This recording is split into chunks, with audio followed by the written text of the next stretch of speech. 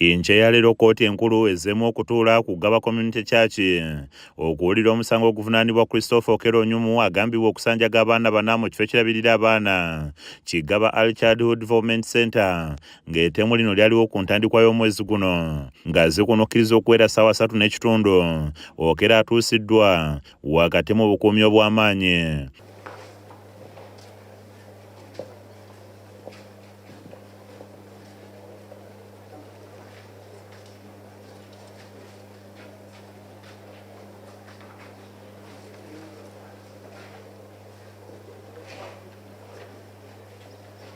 Wabula emmotoka y'ekitongole ky'amakomera ekika kya drone namba UU 0067T ng'eno y'ebadde ereeta Okello eremeredde omugoba waayo n'esaabala bannamawulire.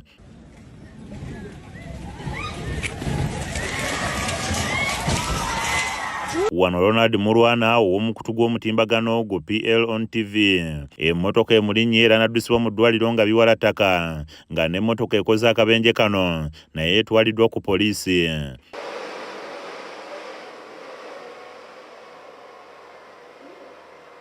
Ku ssaawa nnyo ez'akalasamayanzi kkooti etandise ng'eno ebadde ekubirizibwa omulamuzi Alice Kyomuhangi Kawuka. Oludda oluwaabi nga lukulembeddwamu Jonathan Muwaganya luleese abajulizi abalala okwongera okulumiriza Okello mu musango guno. Kuno okubaddeko Waneti Odongo kwosa ne Phoebe Namutebi nga bano be baali balabirira abaana. When he's bringing the child, that you bring all the documents when he's bringing the child. Let's proceed, on the second day when he's coming back to the school. That's not it. On the second day when he came, they asked him for the documents, his identification documents, and then he said he would bring them. Bano bategeeza ng'Okello bwe yajja n'abategeeza nga bw'alina omwana gw'ayagala okuleeta. Bagezezzaako okumusaba ebimwogerako n'ategeeza nga yewe yali omuzira kisa eri omwana. Actually asked him that now you have registered the child, we shall need your details for our file. Era namubuuza ne mga kati tumaze okuba nga turegisteringa omwana oyo era kati naye tujja kusaba ebyala bikwatago olwa fayiro yaffe. He told me that he was just a sponsor of that child. Ekyabamala enviiri ku mutwe kwe kulaba ng'omuntu yali azze okusabira omwana ekifo atakkakanye ku baana nga basooka kulowooza nti abakuba. I looked through the window and I saw him on the child. He was bending on the child was under him. Nalingiza mu ddinisa ne mulaba ng'akutamye ku mwana amuli wansi. So for me I thought it was just beating the child. Nze nalowooza nti oba just yali akuba bukubi mwana. Waliwo omujulizi omulala aleeteddwa ng'ono tayagadde kulaga bwafaanana olw'ebyokwerinda bye era ng'ategeeza ng'Okello bwe yajja ng'ayagala amupangisa emmotoka olw'okuba nti yali alina olugendo lwe yali agendako.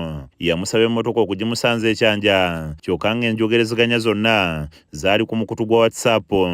Agamba nti yamusaba ebimukwatako era bw'atyo Okello n'awaayo passport kwosa ne driving permit nga byonna bya ggwanga lya Amerika. Ono era nga bwe gwali mu kifo ewakuumirwa abaana Okello yasasula ensimbi nga ziyisa ku nkola eya mobile money nga bino byonna byaliwo ng'ennaku z'omwezi 31 omwezi oguwedde. You are sending the 190,000, you need to include the withdrawal fee.